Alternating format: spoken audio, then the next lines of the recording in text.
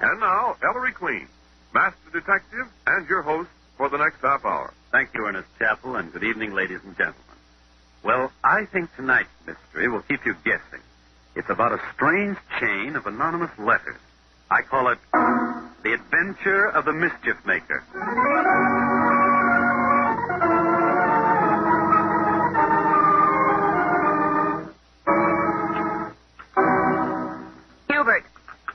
Hubert. Yes, my dear? Put that newspaper down and finish your breakfast. Oh, yes, of course, dear. Bloat was jolly good this morning. My dear, for an American, you really perform miracles with a bloater. For an American... Hubert Lester, you've been in this country long enough to stop being so patronizing. Now, Pet, I wasn't being anything of the sort. I suppose I ought to get down on my knees to you because you deigned to marry an American girl. Oh, I wouldn't put it that way. Married 4 months. Already you're reading newspapers at my breakfast table. But, darling, I was merely looking up the situation in tea. When Sir Eustace sent me here from London to take charge of the New York branch of Spofford Tea Limited, he said to me, Lester, old chap, he looking said... up the situation in tea, were you? Mm-hmm. You were looking up that movie star's photo, that's what.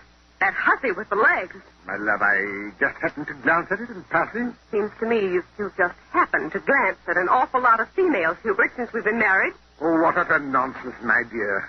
And even if I wanted to, which is rot, of course, you know I couldn't risk the scandal, my dear. I'd be given the sack, you know. Sir Eustace won't brook the least breath of scandal. What about you and your secretary? Me and my secretary? That spindle-shanked, weather-beaten antique, my dear. Now, really, sweet. Well, maybe I'm wrong. Eat your bloater, dear. Of course, darling. Oh, by the way, what was that letter that arrived in the Morning Post for you? This letter? That's Mrs. Hubert Lester, 230 Hatton Avenue, New York City. Well, whoever wrote it certainly ought to fix his typewriter. Broken letters, out of line, some all smudgy. Well, who's it from, Pet? Let's see. Mrs. Lester. Your husband, Hubert, is... I knew it. Huh? I knew it. Hubert, this proves it. Proves it? Proves what? You snake. You worm. You... I need to see, but... Here, let me see that. Your husband is in love with his secretary. He is leading a double life. Signed, a friend. But I mean to say that... Shank. Weatherby. But, my love, you don't put credence in gossips who don't even sign their names. I scarcely know what my secretary looks like. Oh, I'll bear. Now, darling, I give you my sacred word. Your sacred word. Out of my way, you Judas. But, Pet, where are you going? I'm going to Reno. Two-time a respectable American girl, will you? Well, Hubert Lester, I'll get a divorce from you so fast that precious Sir Eustace of yours will think his New York representative was tarred and feathered and boiled in oil.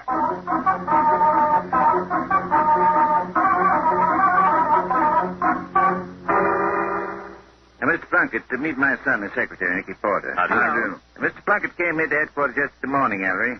He's back this morning for a report. A report on what, Dad? My son's a sucker for screwy cases, Mr. Plunkett. Tell him. Well, Mr. Queen, it's sure a Lulu. Here, read this letter that come yesterday morning. Read it, Nicky, aloud. Goodness, what a bad machine this was typed on. Broken letters, dirty, out of line. Never mind the typing, Miss Porter. Just read it. It's addressed to the president of the West Side Bank, 315 Hatton Avenue, New York. It says, Dear Sir, the rent collector for your bank, Ethan A. Plunkett, is a thief. He is stealing rent money on properties the bank owns. Signed, a friend. You're the Ethan A. Plunkett this anonymous letter refers to? That's me, Mr. Queen. Well, I'm sure the president of the bank you work for doesn't believe this charge, Mr. Plunkett. He don't, Miss Porter, seeing he's me. Who's you? Mr. Plunkett's only been posing as the real representative of the West Side Bank, Nicky. Secretly, Mr. Plunkett's the president.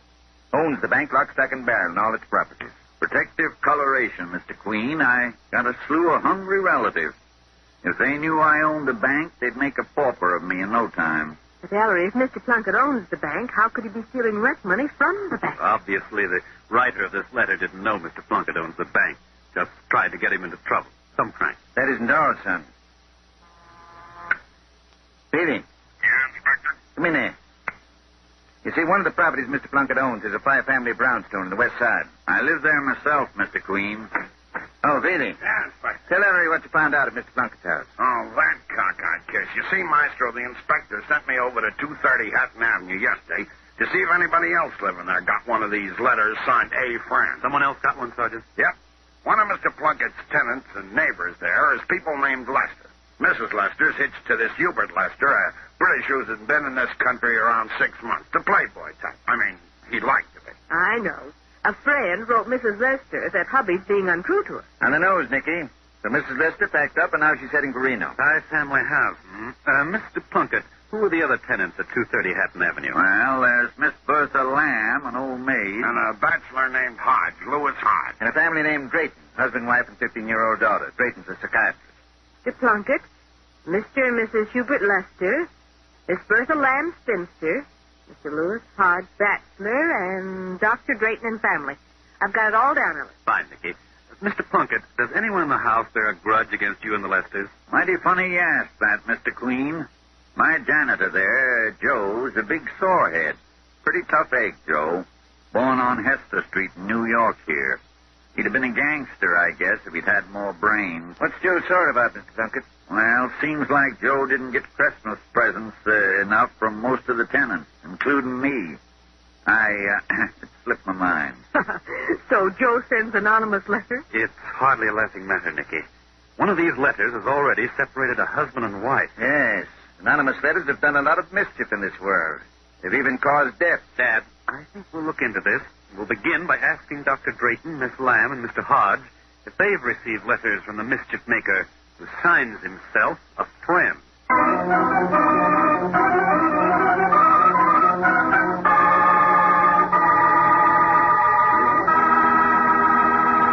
And there, ladies and gentlemen, you have the beginning of our mystery. We'll be back in just a moment to tell you more, but first, Ernest Chappell. Oh, for the life of a fireman. Bells clanging, men sliding down poles, fire trucks racing through traffic. Nothing but thrills and excitement. Oh, but that's not the way Mr. Thomas Byrne of Elmhurst, Long Island tells it. He writes, "We're called out on the average of twice every day. Some of the fires don't amount to much, but when we get in on a real blaze, then I've got to be quick on the trigger, ready for anything. Besides working under a nervous strain, there are the discomforts of going through heavy smoke and fumes and getting drenched by water from the hoses. Sometimes, after a session like that, I've got a pounding headache. My stomach feels upset and my nerves are on edge. But I can count on Bromo Seltzer to help me feel better fast. A great many of us down at the firehouse keep a bottle of Bromo Seltzer in our lockers all the time. and that's a mighty good idea for everybody. So, friends, tomorrow, get a bottle of Bromo Seltzer for your medicine chest. Then the next time you're suffering from a common sick headache, you'll know where to go for quick, effective relief.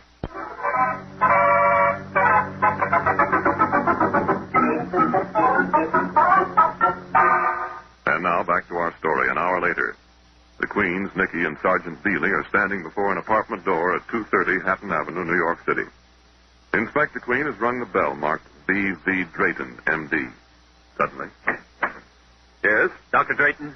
Yes? May we see you a moment privately? All four of you? Well, I'm pretty busy. Police. Oh. Come in. Sit down, please. Thank you, Doctor. Now, what's the matter? Dr. Drayton, we're investigating a slight case of anonymous letter writers. Anonymous Oh. Two people living in this house got anonymous letters yesterday morning. Did you receive such a letter, Dr. Drayton? Yes, I did. Mm-hmm. Let's see it, Doctor. Very well. Here.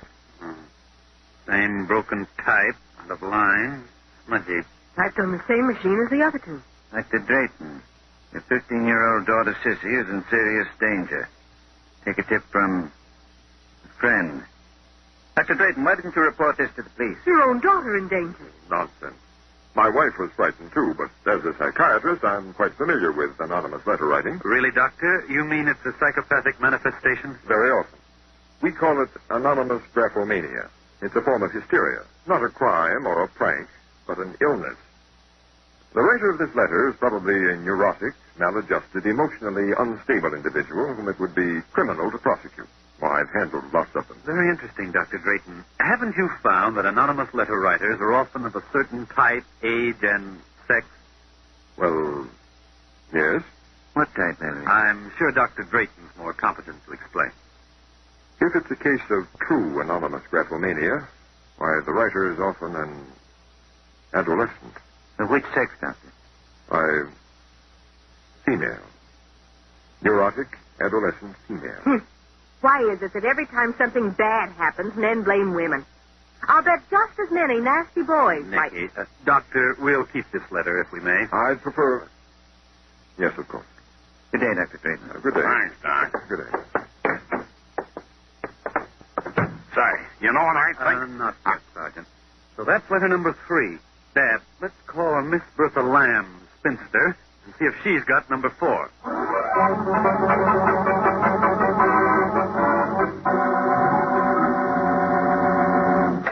Miss Lamb. Go on, Annie. Here, madam, keep that door open. We're from police I headquarters. bought a ticket to the policeman's ball. We're not selling anything, Miss You Lamb. let us come into your apartment for a few minutes, I madam. will not. How do I know you're a policeman? What's this painted girl doing with you? Painted... Why, now... Oh, Nicky. Sergeant, show Miss Lamb your shield. Here. If you want to see the inspectors, his is gold. Satisfied? Well, come in. What do you want? Have you received an anonymous letter, Miss Lamb? Anonymous letter? I should say not. Yeah, but... 3 of your neighbors have received such letters, Miss Lamb. Well, considering my neighbors, I'm not surprised. You take the Lesters, that Englishman, and his vulgar American wife. She's a nasty woman. And as for her husband, you just let me catch Mr. Hubert Lester making eyes at me. At you, Miss Lamb? Well, he better not. I have the blood of American pioneers in my veins. What about Mr. Plunkett? That awful Yank rent collector? He lives in one of the apartments, so you'd think he'd see to it my bathroom plumbing fixed. But not Ethan Plunkett. Why, from the way he won't spend their money, you'd think he owned the bank. Yeah, wouldn't you? And Dr. Drayton and his family, Miss Lamb. Oh, horrible people. Mrs. Drayton's an absolute pill. Comes from the Midwest somewhere. Always knocking New York. And Dr. Drayton, they're both from the same hometown. Why, he ought to be rolling pills back where he come from. And nosy? I don't know how many times he's asked me about my dreams. I could tell him your dreams, Lammy Pie. Painted girl. Miss And Lamb, that 15-year-old daughter of theirs, Sissy. If ever I saw goon in my life, that child is one. Absolutely weird. Very homely. Wears thick glasses, stays home all the time, reading nasty books. I tell you, that girl gives me the shivers. What do know, you if give ask her? me, I Miss think Lamb. the only person in this entire house that could be a decent person's neighbor is that grand Mr. Hodge. So nice. A bachelor, you know, keeps to himself, poor man. So shy. Thanks. You know, I've often wondered Well, why... thanks, Miss Lamb. We've got to be going. But let me tell you about Mr. Hodge. He never throws wild parties. Let's go for Pete's He's sake. a perfect gentleman, so I know that he would... Well, Miss Bertha Lamb didn't get a letter. interesting. Let's see if her dear Mr. Hodge did.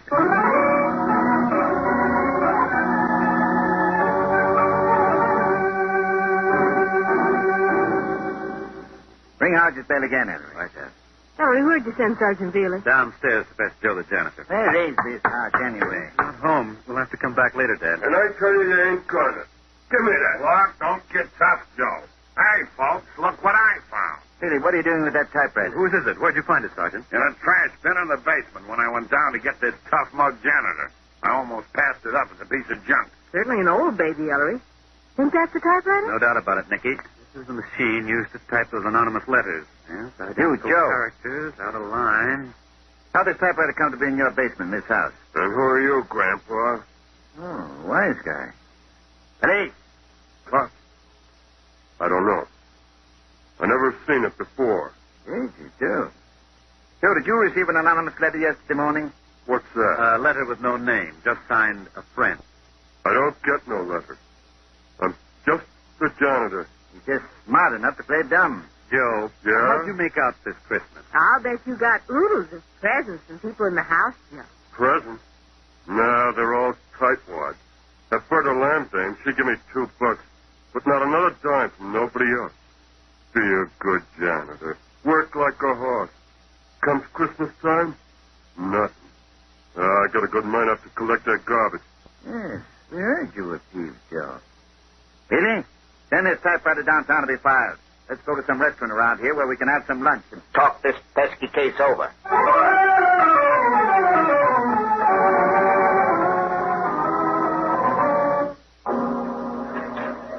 Oh, here's Sergeant Velie back. Phone headquarters, Sergeant. What's your report, Daly? That's like Ellery figured, Inspector. The boys didn't dig up a single other letter signed A friend anywhere else in the neighborhood. Now let me eat with her. So only the tenants at 230 Hatton Avenue got anonymous letters. Well, son, with the typewriter found in the basement of the house where the writer tried to dispose of it, and the basement being accessible only to the tenants. Yes, Dad, it means the letter writer is one of the tenants of 230 Hatton Avenue. Think that somebody go to all that trouble just maliciously to make mischief. Well, how do we know? Maybe he's only making it look like crank stuff. To hide some other motive? Could be, really. Well, say, there's Mr. Plunkett just walking in. Mr. Plunkett. Eh? Oh. Hi, folks. Hi, Just come in for some lunch. My bank's just on the next block, you know. Well, find out who's writing those letters, Inspector? We're still working on it, Mr. Plunkett. We haven't even been able to see all your tenants at 230 Hatton Avenue. Lewis Hodge didn't answer our ring. What do you know about Hodge, Mr. Plunkett? Nice fella, Mr. Queen. Quiet, minds his own business. I wish all my tenants was like that fella Hodge. I wonder if he got one of those letters. Hodge? Of course he did. You did? Oh, is that so? Didn't I mention it? Thought I did. Must be getting old. How do you know Hodge got one of the letters, Mr. Plunkett? Because I saw it in his letterbox yesterday morning with my own eyes, Inspector. Couldn't mistake that typewriting. Same's on the envelope I got. Then, of course, you don't know what it said, Mr. Plunkett. What's Lewis Hodge do for a living? Nothing right now. Fact is, he's behind in his rent. Only last week I said to him, Mr. Hodge, I ain't a man to kick a fellow when he's down. Good Lord. Hurry, what'd you jump up for? What's the matter, son? Hodge out of work, behind his rent, facing eviction, received one of those mischief-making letters yesterday morning. Come on, Mr. Plunkett. We've got to get into Hodge's apartment at once.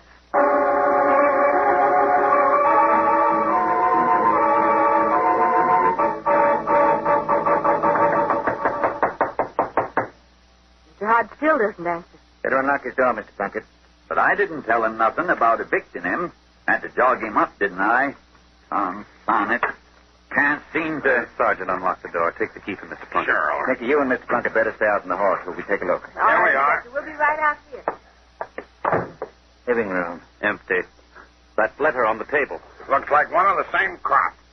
It is. Typed on that old wreck of a machine. To Lewis Hodge, this address. Mr. Hodge, the cops are watching you. You can't get away. Signed, a friend. Some friend. Where is Hodge, anyway? That door over there. Must be his bedroom. It's locked. We better force it, Dad. One side, gents. Again? There he is. On the bed. Dead. For at least 24 hours, I'd say. Shot through the left temple. Gun still in his hand. Windows and doors locked from the inside. So it can't be anything but suicide. That blasted letter drove Hodge to suicide. Yes. At last, our friend, the mischief-maker, has caused a death.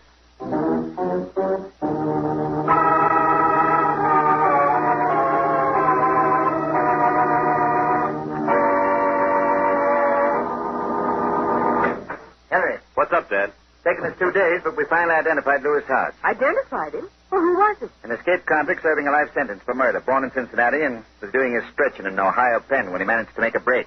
He's been holding up in New York. Yeah, his real name was James Lewis Hodgkiss. Escaped convict. No wonder Mr. Hodge was such a model tenant. Yes, he must have been at the end of his rope. Broke, afraid he might be recognized and sent back to prison. Hodgkiss undoubtedly lived in constant fear.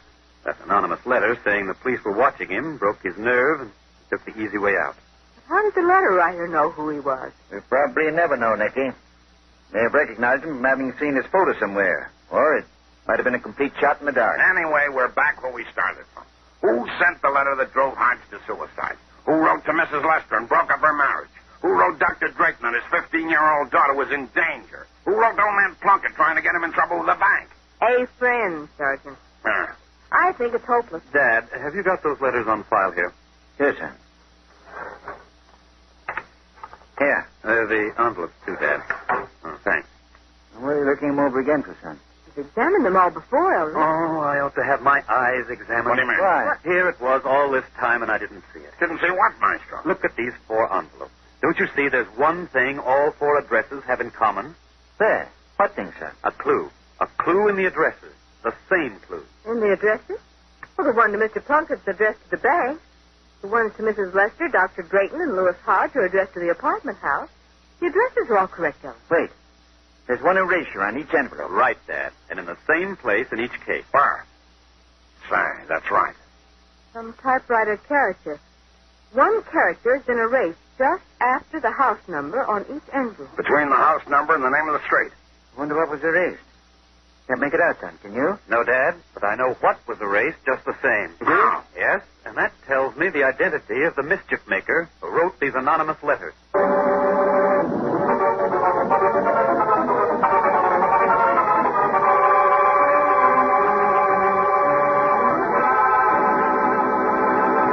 And now, let's solve our mystery.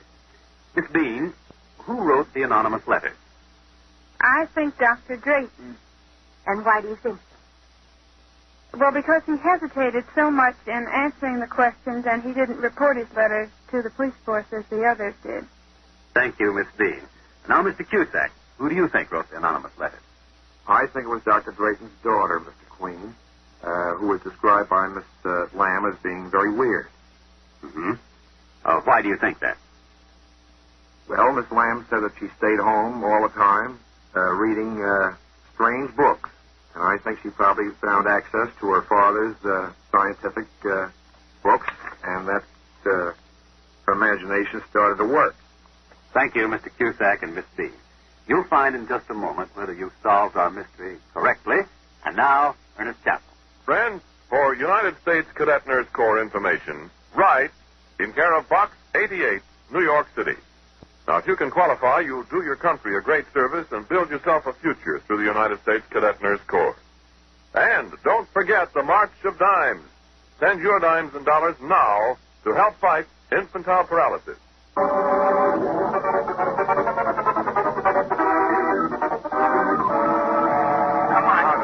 right. Let's have it. Now, we know that the 4 anonymous letters all came the same morning. They must all have been typed at the same time.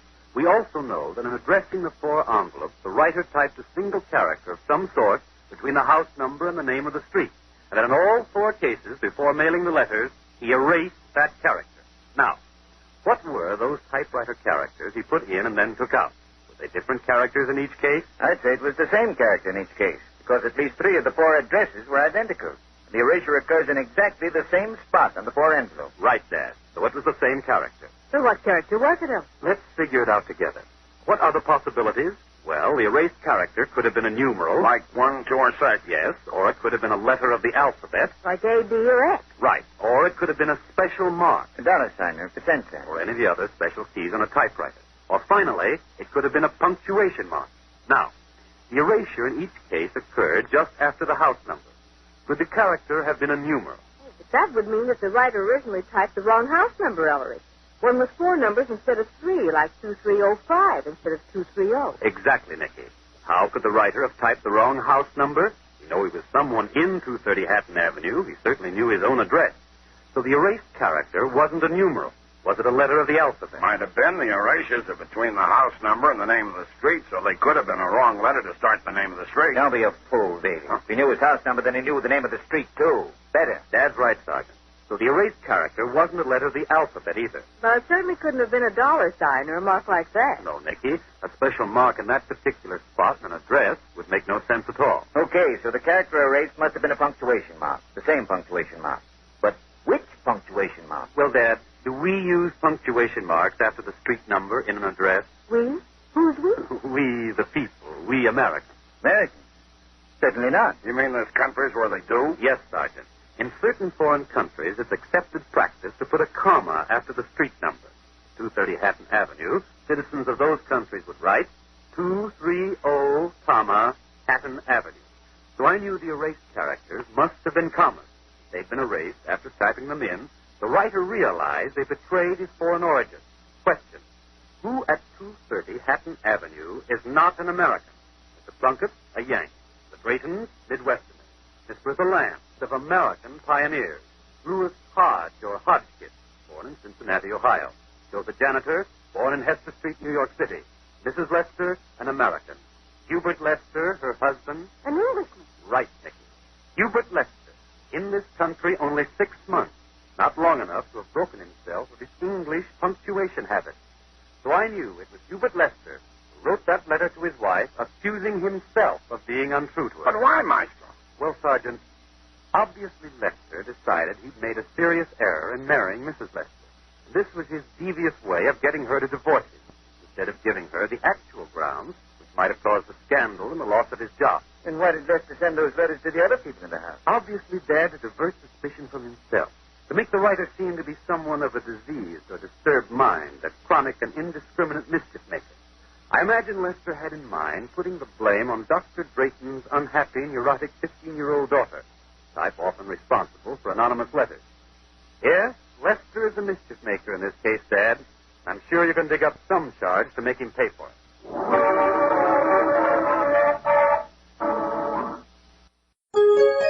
VintageRadioshows.com